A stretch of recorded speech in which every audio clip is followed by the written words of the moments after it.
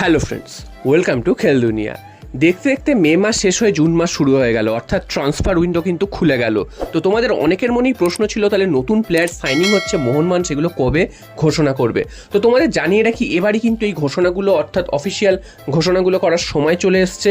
তোমরা জানো যে জেমি ম্যাকলারেনকে সই করানো হয়েছিল অনেক দিন আগেই, এবং সেই খবরটা চারিদিকে ছড়িয়ে গেছে। তো এবার মোহনবাগানের তরফ থেকে কিন্তু অফিসিয়ালি জানিয়ে দেওয়া হবে যে এই সইটার ব্যাপারে, এবং সেটা কিন্তু আর কয়েকদিনের মধ্যেই, অর্থাৎ 3-4 দিনের মধ্যেই হয়তো তোমরা দেখতে পেতে পারো মোহনবাগানের অফিসিয়াল পেজগুলো থেকে।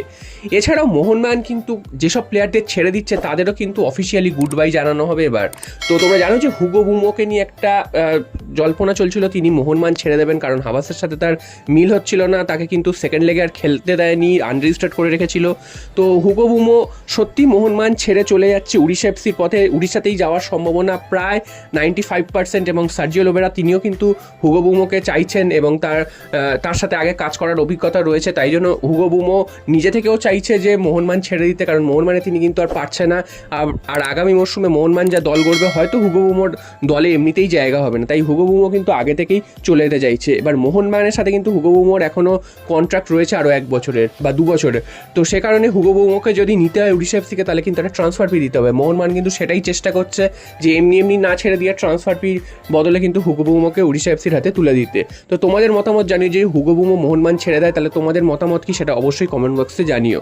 এরপর চলে আসি যে খবরটা নিয়ে লাস্ট 3-4 দিন ধরে খুব কথাবার্তা হচ্ছে, সেটা হচ্ছে মোহনবাগান বিরাট একটা সাইনিং করতে চলেছে, এবং সেটা কিন্তু সেই সাইনিংগুলো আসবে কোপা বা ইউরো কাপ খেলা কোনো প্লেয়ার, যে এই সামনেই হতে চলেছে কোপা আমেরিকা টুর্নামেন্ট এবং ইউরো কাপ। তো এই টুর্নামেন্টে যেসব প্লেয়াররা খেলবে, সেই সব প্লেয়ারদের থেকে কোনো 1জন বা 2জন প্লেয়ারকে কিন্তু মোহনবাগান সই করাবে। এবং যেহেতু আইএসএল এর স্যালারি ক্যাপ বেড়ে গেছে, এবং 2জন প্লেয়ারকে নেওয়ার জন্য কোনো স্যালারি ক্যাপের দরকার হবে না, তাই জন্য মোহনবাগান কিন্তু এই টুর্নামেন্ট থেকে যে কোনো 1জন বা 2জন প্লেয়ারকে নিয়ে আসতে পারে, হয় সেটা কোপা আমেরিকা বা ইউরো কাপ থেকে। তো এইসব খেলা প্লেয়ার যদি আসে এবং রিসেন্টলি তারা খেলছে এবং সেখান থেকেই ডাইরেক্ট মোহনবাগান এসে যোগ দিচ্ছে, তাহলে কিন্তু মোহনবাগান আরও শক্তিশালী হবে। যেটা কিন্তু জনি কাউকোকে আমরা দেখেছিলাম 2020 সালে ইউরো কাপ খেলার পরপরই তাকে কিন্তু সই করানো হয় মোহনবাগানে। তারপর তো তিনি এসে যে পারফরমেন্সটা দেখিয়েছেন তোমরা সবাই দেখেছো, এবং জনি কাউকো কিন্তু সবার মধ্যে খুব পপুলারিটি পেয়ে গেছিলো। তো সেরকমই এবারও কিন্তু চেষ্টা করছে ইউরো কাপ বা কোপা আমেরিকার মতন টুর্নামেন্ট থেকে কোনো প্লেয়ার নিয়ে আসার, এবং সেটা হলে কিন্তু বিরাট একটা চমক হতে পারে। সেটা এমন নয় যে কোনো বড় কোনো দেশের থেকে নিয়ে আসতে পারে, এখানে কিন্তু অনেক ছোট দেশও খেলে। সেই সব ছোটো দেশের প্লেয়াররা কিন্তু খুব যে অন্যান্য দেশে গিয়ে টাকা ইনকাম করতে পারে তা কিন্তু নয়, তবে ভারতের মতন দেশে যদি তারা আসতে পারে, ভারতের থেকে সেই সব দেশের ফুটবল কিন্তু অনেকটাই উন্নত বা স্ট্যান্ডার্ড ভালো। তো সে কারণে যদি সেই সব দেশের প্লেয়ারদের একটু বেশি টাকার অফার করা হয়, তাহলে তারা কিন্তু সহজেই চলে আসবে। এবার ইউরোপ বা আমেরিকা থেকে এসে এখানে মানিয়ে কতটা নিতে পারবে সেটাও একটা ব্যাপার, কারণ জনি কাউকোর ক্ষেত্রেই দেখা গেছে তিনি ফিনল্যান্ডের প্লেয়ার, সেখানে ঠান্ডায় খেলারই তার অভ্যস্ত। তো গরমে এসে তিনি কিন্তু অনেকটাই পারছিলেন না প্রথম দিকে, তারপর কিন্তু তিনি মানিয়ে নেন। তো এইগুলো কিন্তু একটা ব্যাপার হয়ে যায়, একটা ফ্যাক্টর হয়ে যায়।